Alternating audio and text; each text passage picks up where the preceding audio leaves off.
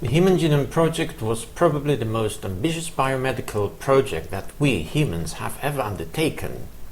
Starting at the very beginning of the 1990s with the goal of obtaining the complete sequence of nucleotides of the human genome, it took some 13 years to hundreds of scientists around the world to complete it, with a total cost of hundreds of millions of dollars. I will try to explain in this lecture the strategies and the technologies used to achieve the goal of the Human Genome Project, and then we will have to look, of course, at the genome itself and see what we can find there. There are many surprises, many unexpected things that we've learned about our genome over the last few years. So come along, come with me, and look in depth at our own genome.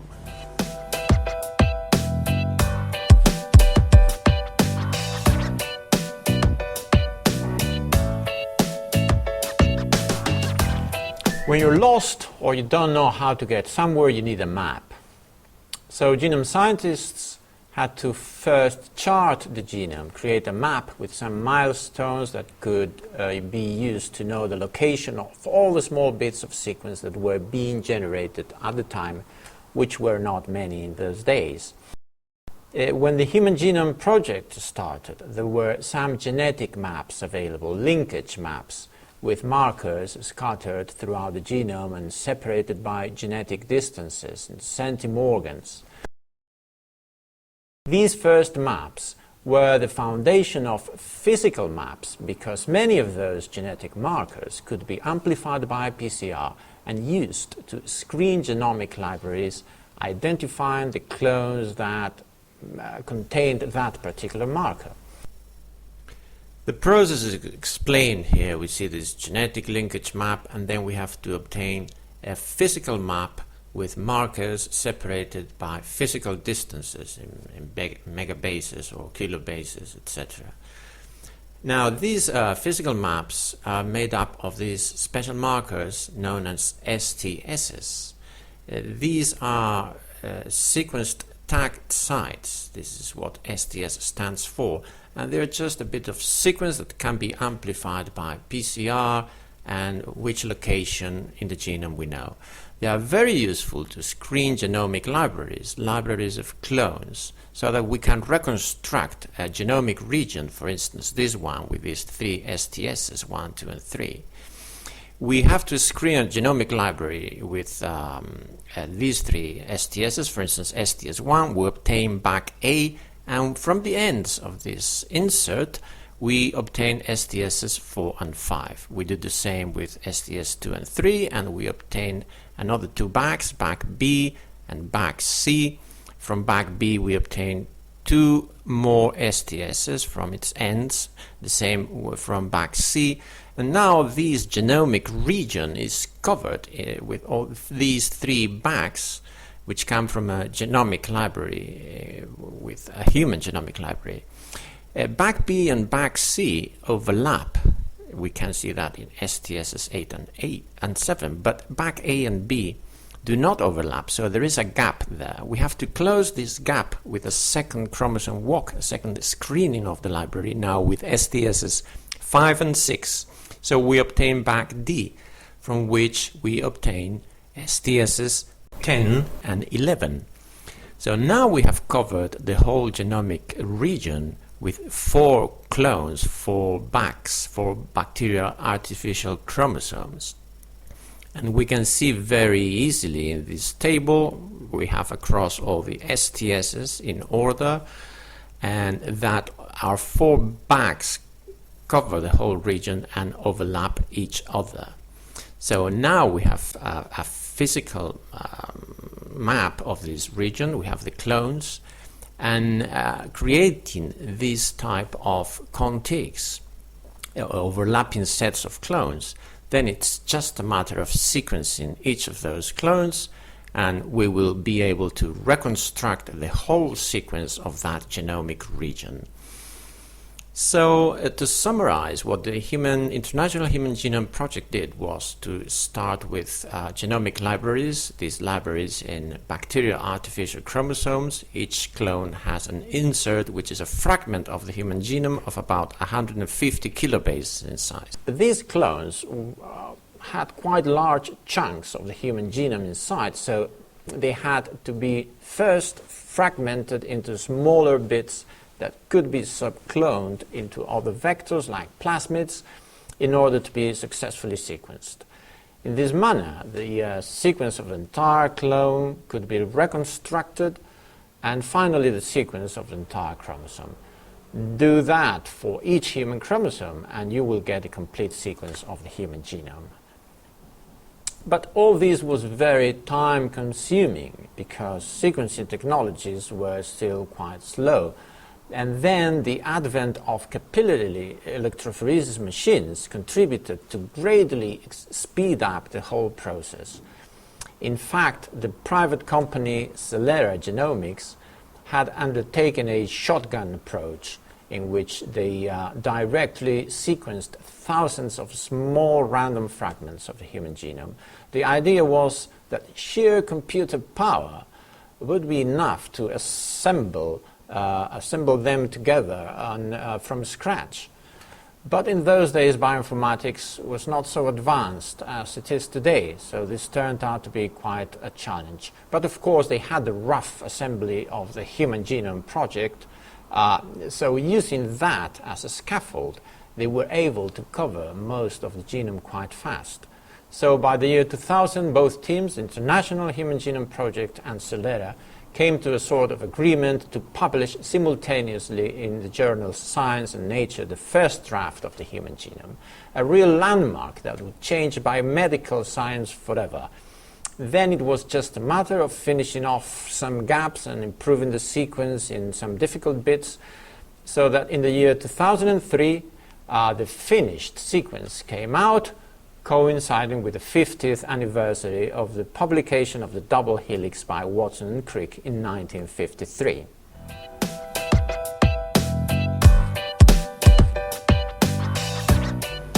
So now for the first time we had access to the complete sequence of the human genome. The question now is, what can we see there? What can we find? Well, of course, first of all, we find genes.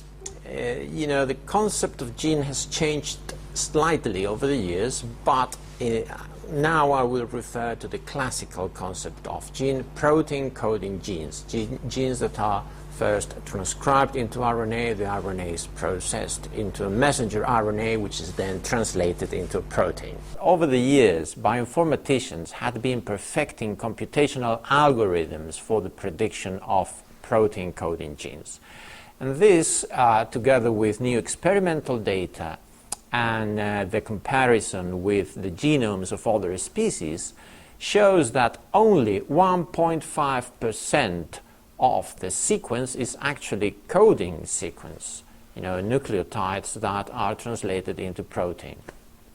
Today we believe that there are around 20,000 protein coding genes in our genome, with roughly one gene every 100 kilobases, although the distribution of genes, the density, is not uniform. There are gene-rich regions as well as gene deserts. The size of the average protein coding gene is 20 to 30 kilobases, and its structure is depicted here in this slide with a variable number of internal exons, 7 to 8, with a size of around 150 nucleotides each exon. The number and size of introns varies a lot. There are short introns and huge ones, and the average mature RNA is around 2 kilobases long and contains 2 UTRs, untranslated regions, the 5' untranslated region before the initiation codon and the 3' UTR after the stop codon. Typically, the 5' UTR is shorter than the 3' UTR, about half the size, apparently because most microRNAs bind to the 3' UTR. So it is very important from a regulatory point of view, and this probably imposes some evolutionary constraint to keep it long.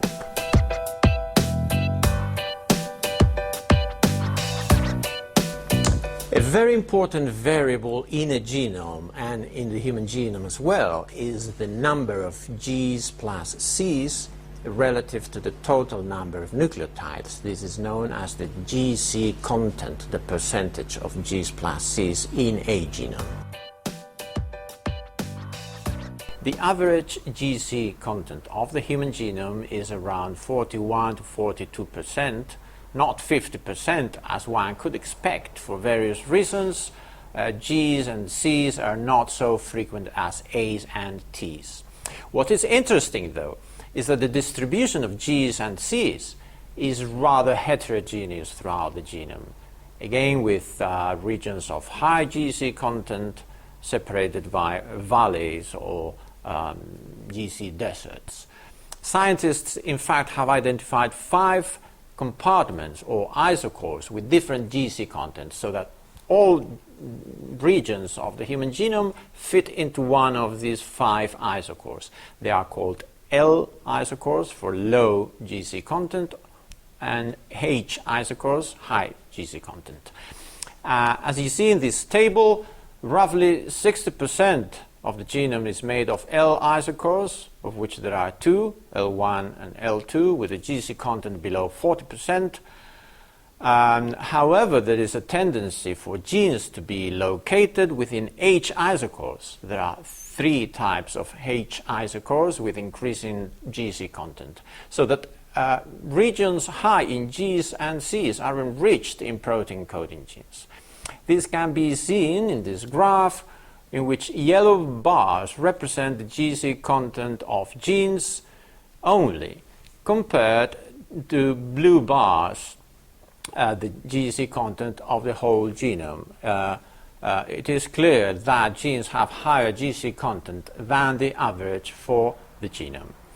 In fact, as I say, there is a linear trend between GC content and gene density, the number of genes per megabase.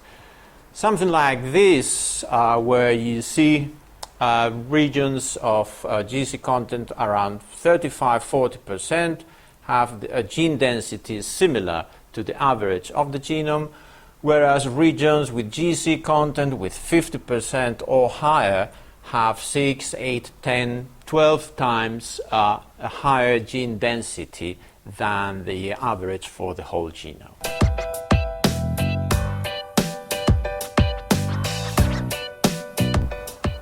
It has been known for many years that genomes, and the human genome is no exception, have large numbers of repeats, sequences repeated many times. Depending on how these sequences are repeated, we can broadly classify them in tandem repeats or dispersed repeats. Tandem repeats are, as the name implies, long stretches of DNA in which one unit is repeated in tandem, usually head to tail, dozens or hundreds of times, or thousands of times even. In dispersed repeats, on the contrary, the unit which is repeated can be found also in thousands of copies, but scattered throughout the genome, not together, all of the copies in the same location. In the case of tandem repeats, which are the basis for what is also known as satellite DNA, we have different types. As satellite 1, 2, 3, alpha, beta, etc. is a type of tandem repeat in which the unit is quite large, hundreds of nucleotides, and it's repeated hundreds or thousands of times, giving total regions of repeats ranging from hundreds of kilobases even to several megabases. And satellite DNA is very important in centromeres and in heterochromatic regions of chromosomes. In the case of mini-satellites, the unit is shorter, from 6 to 25 nucleotides, and it's also repeated hundreds or thousands of times, giving regions from hundreds of nucleotides to several kilobases long. Some of these mini-satellites were known previously as VNTRs, variable number of tandem repeats, a type of polymorphism in the human genome. And finally, microsatellite DNA, a shorter unit from 1 to 4 nucleotides, and each unit is repeated in tandem several dozens or hundreds of times, giving a region up to 150 base pairs in length. And these can also be polymorphic, and there is a very important type of polymorphism in the human genome known as SSR, simple sequence repeats, or STRs, short tandem repeats. With respect to dispersed repeats, we have two main classes, depending on whether the unit which is repeated is longer or shorter. The long interspersed nuclear elements or lines, and then we have the short interspersed nuclear elements or signs. What is fascinating about repeats is their abundance. You put them all together and they comprise about half of the sequence of the human genome. Dispersed repeats in particular are very abundant. This was called or known as junk DNA, but nowadays we know that it is no junk at all. It is very important. It has played very important roles in evolution, and it's actually also important for the regulation of how the genome works. Short interspersed nuclear elements are retrotransposons, represented here by this ALU element. The ALU elements have a size of about 290 base pairs, and they are non-autonomous retrotransposons because they do not code for the proteins necessary for retrotransposition. There are about 1.5 million copies of short dispersed elements in the human genome, making up about 13% of the total of the sequence of the genome. Long interspersed nuclear elements, on the other hand, have a longer unit repeated. It's in the range of kilobases, and these are autonomous retrotransposable elements because they do code for the proteins necessary for retrotransposition. A RNA binding protein, represented here by P40, and another protein, another open reading frame with endonuclease and retrotranscriptase activity. So there are about 850,000 copies of long dispersed elements in the human genome, comprising about 20% of the whole sequence. The process for retrotransposition of an L1 element, a type of long dispersed element, is represented here. First, the element is in the genome. It is transcribed into a messenger RNA. And this messenger RNA is translated into the proteins that bind its own messenger RNA and that also have this endonuclease and reverse transcriptase activity. So once this is bound to its own proteins, the endonuclease part of the protein creates a break in the genome at specific sites which are rich in A's and T's. Then the reverse transcriptase part of the protein complex starts reverse transcription, the retrotranscription, so that there is a synthesis of the second strand, and then after retrotranscription, double-stranded DNA now has a free end which has to be inserted back into the genome using endogenous repair mechanisms that the cell uses for this type of damage. In the end, we have a new copy of the same element which has been inserted at a different location in the genome in a distant point, and so this is the process by which these elements are retrotranscribed and retrotransposed. One thing that is very important about transposable elements in the human genome is that they could be active. They could actually copy themselves and jump, and insert somewhere else. Of course, if these were the norm, it would be genomic chaos, so these events should be very rare. But this is really so I mean, what is the real proportion of active retro elements in our genome? There are a lot of studies about active mobile elements in the human genome, and the consensus seems to be that there are three main classes of elements which are still copying themselves and transposing or retrotransposing themselves. The most important one is by far a type of short dispersed element known as ALU-Y. ALU-Y elements are responsible for 75% of active transposable elements in the human genome. And then the other two types are SVA elements, which is a type of repeat composed of a short dispersed element, a VNTR, and an ALU element.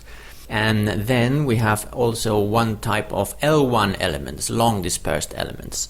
These two, L1s and SVA, account for 25% of all active transposable elements in the human genome. It is estimated that ALU-Y elements are responsible for one new germline insertion in the human genome per 20 births. And the other two types of active elements, SVA and L1 elements, account for one new insertion per 100 to 200 new human births. Another class of repeats are known as ERVs, endogenous retroviral elements. These are fragments of the genomes of retroviruses. Retroviruses, you know, have been infecting mammals and primates and humans for millions of years, and they have left some remnants, some relics of their genomes in our genome as well. Most retroviral elements in the human genome are truncated, so they are not active. They have the structure of the genome of retroviruses with GAG and POL genes. There are about almost 500,000 copies of retroviral elements in the human genome, making up to about 8% of the sequence of the human genome. Other class of transposable elements in the human genome are DNA transposons, not retrotransposons. These code for the transposase, but most of them again are truncated, so they cannot transpose, they are not active. In total, it is estimated that there are about 300,000 copies of DNA transposons in the human genome, making up to about 3% of the sequence. So we have looked at genes, we have looked at repeats. What else was found within the human genome when we first had the opportunity to look at the whole sequence? I will briefly mention two things that initially surprised scientists. One are pseudogenes or false genes, sequences that look like genes and in fact are copies of genes, but they seem to be inactive, they can't work. Non-processed pseudogenes are just copies of a gene which have been inactivated by mutations. As we see here on the left, a normal gene, and then on the right we see a copy with these yellow stars which mean mutations, so this gene is inactive. On the other hand, we can find processed pseudogenes.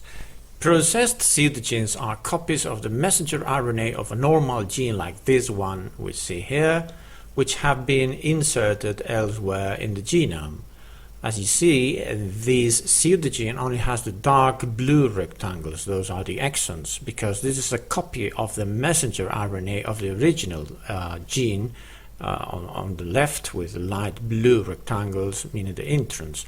Of course, these pseudogenes are inactive because they do not have the promoter elements necessary for transcription, so they cannot work. The other surprising thing that genome scientists found when the complete sequence of the human genome was available was the unexpected number of segmental duplications. As the name suggests, these are longish regions, tens or hundreds of kilobases in size, that are duplicated elsewhere in the genome. Segmental duplications can be intrachromosomal, as in this case we see the arrows showing a segmental duplication in the same chromosome, but they can also be interchromosomal. The duplication, the segment, can be duplicated in a different chromosome. Segmental duplications, both intra and interchromosomal, are particularly frequent near the centromeres and also the telomeres of chromosomes. Here we see the centromere of the short arm of chromosome 7, we see the alpha satellite in black, and all those blue, light and dark blue rectangles are segmental duplications, which are very frequent here. In total, in the human genome, the amount of sequence comprised by segmental duplications is in the range of 5%, so this is a very important event in our genome.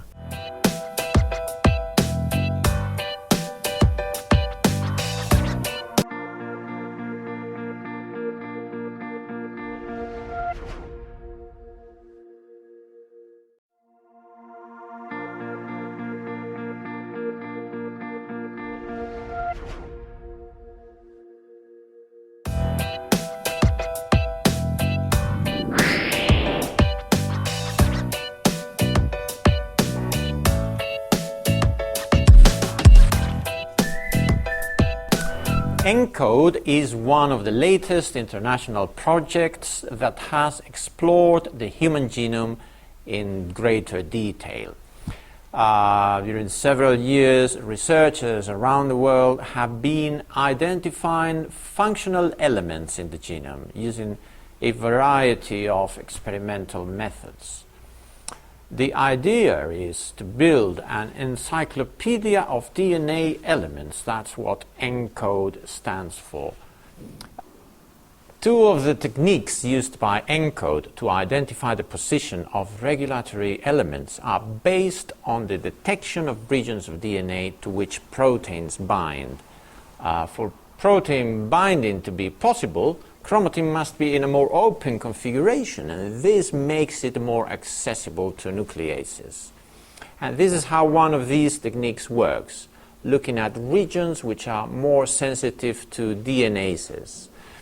The other technique relies on chromatin immunoprecipitation, using antibodies to pull down the short stretches of DNA that are bound to specific proteins, such as transcription factors or histones.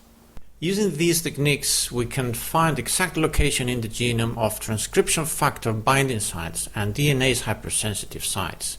We do this by obtaining the fragments from these techniques and aligning them back to the genome. This usually identifies clusters of these regions, which are the regulatory elements in the genome, and these have been identified by chromatin immunoprecipitation with sequencing, ChIP-seq, and also formaldehyde-assisted isolation of regulatory elements. So ENCODE has created a first draft of a true encyclopedia of functional elements of a human genome.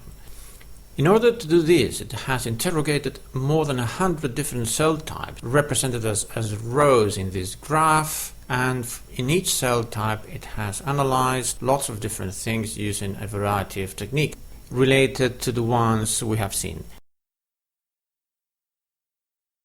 In the first place, we will look at what we've learned using RNA techniques, techniques that have interrogated the amount of RNA transcribed from the genome using next-generation sequencing techniques which have proliferated over the last few years. According to the data from the ENCODE project, then we can identify now more than 55,000 genes in the human genome, of which about 20,000 are protein-coding genes, and the rest are non-coding RNA genes, both long and short non-coding RNAs. There are also about 15,000 pseudogenes, and the total number of transcripts from these genes is almost 200,000. 60,000 of those correspond to protein-coding genes, whereas non-coding RNA genes give about 25,000 different transcripts. These two types of genes are also expressed in different type of patterns. As you can see in this graph, RNA non-coding genes here in blue and green bars are expressed, most of them, only in one or a very few cell lines, but very few of them are expressed in most of the cell lines analyzed. Protein coding genes, on the contrary, in the red bars, most of them are expressed in many cell types, and a few of them are expressed in just one or a few cell lines. And as I said earlier, the ENCODE project has also changed slightly our concept of gene. We have protein coding genes with different alternative isoforms. We have protein coding genes which overlap but have different proteins. And we also have non-coding RNA genes which bridge neighboring protein coding genes.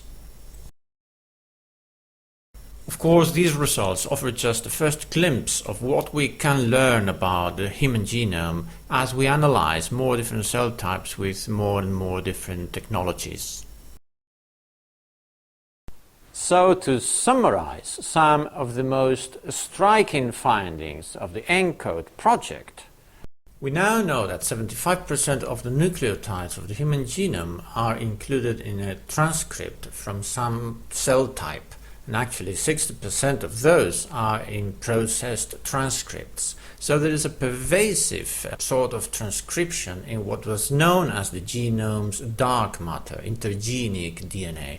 We find more than 20,000 genes there for long and short non-coding RNAs. And 80% of long non-coding RNA genes actually contain a transposable element, especially endogenous retroviral elements.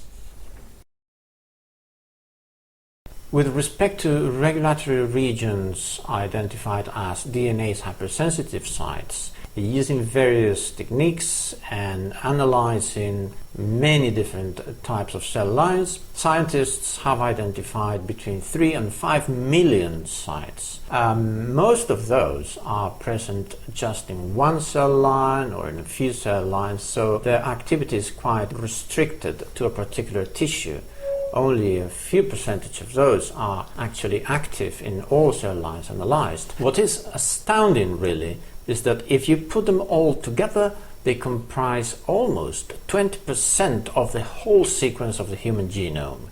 Looking more closely at DNase 1 peaks, where DNase 1 cuts more easily because of the open chromatin configuration due to proteins bound there, scientists found smaller footprints that represent the actual binding site for transcription factors.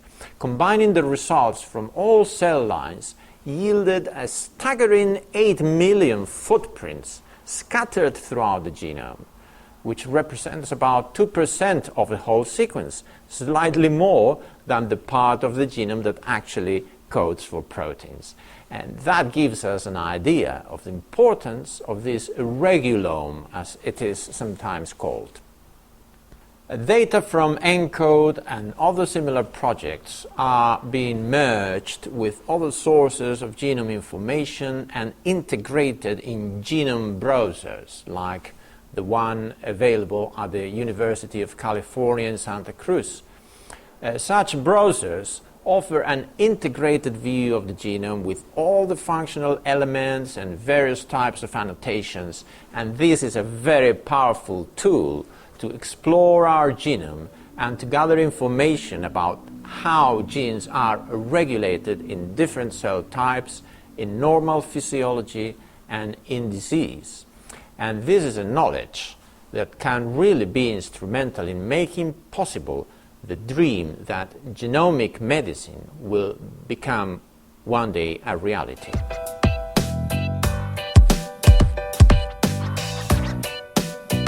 The Human Genome Project obtained a reference sequence, but it is clear that our individual genomes, my genome, your genome, are not identical. In fact, one of the most important applications of genome science in humans is the ability to identify all inter-individual differences, because they are the basis of phenotypic differences. Not only the height or the color of the hair, but also differences in predisposition to disease, in our response to drugs or to environmental toxins, etc. So from the very early days, genome scientists started to create a catalogue with all inter-individual genomic variations. The most obvious type of variation, of course, is due to differences in the sequence itself. Specific sites where some people in the population have one nucleotide, whereas others have a different letter. These are known as single nucleotide polymorphisms, SNPs. And soon we realized that there were millions of SNPs in human populations. It is estimated that there are more than 10 million SNPs in all human populations, and that any two unrelated persons, depending on their geographical origin, have one SNP per 500 to 1,000 nucleotides. The other type of genomic variation, which came as a bit of a surprise, was structural variation. By structural variation, we mean changes in the total number of genomic copies of large chunks of the genome, regions with sizes ranging from hundreds of kilobases to megabases. It was quite unexpected to find that two unrelated and healthy persons had this type of variation called copy number variants or copy number polymorphisms. Because these regions usually encompass one or several genes.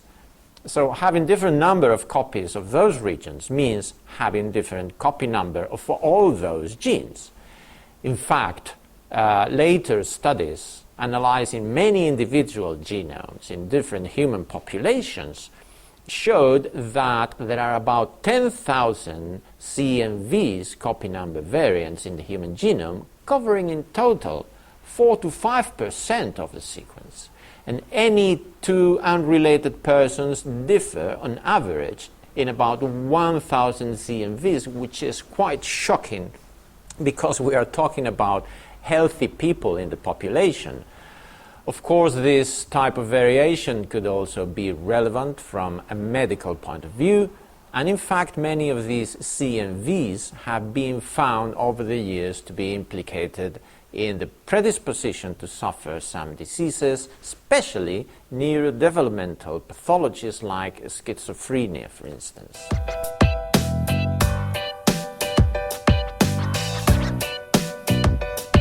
Of course, there are many more things that could be said about the human genome, but in this introductory lecture I just wanted to explain how it was sequenced and give you an overview of its main features.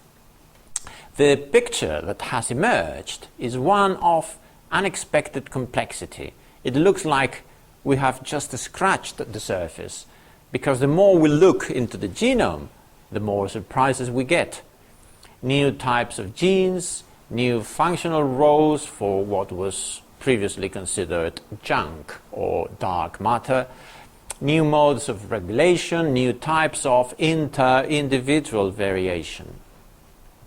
So in other lectures I will explain how all this is now being translated into medically relevant knowledge, particularly through the identification of genetic variants responsible for our interaction with environment, and how both our genetic and environmental factors contribute to complex diseases such as cancer, diabetes, heart or neurodegenerative diseases. And then we will also have to deal with the epigenome, that second genome, as is sometimes called, a second layer of genetic information that can modulate how the primary genomic sequence is interpreted. This, of course, has huge implications for the interaction between genes and environment, and also with our predisposition to disease, because it shows one way in which what we do, what we eat, our behavior can shape our genetic information or how that information is expressed. In the end, all these various lines of genomic research are contributing to achieve the goal that those pioneers of the Human Genome Project had in mind when they set out to chart the human genome more than 20 years ago. And that goal was to bring in the age of genomic medicine.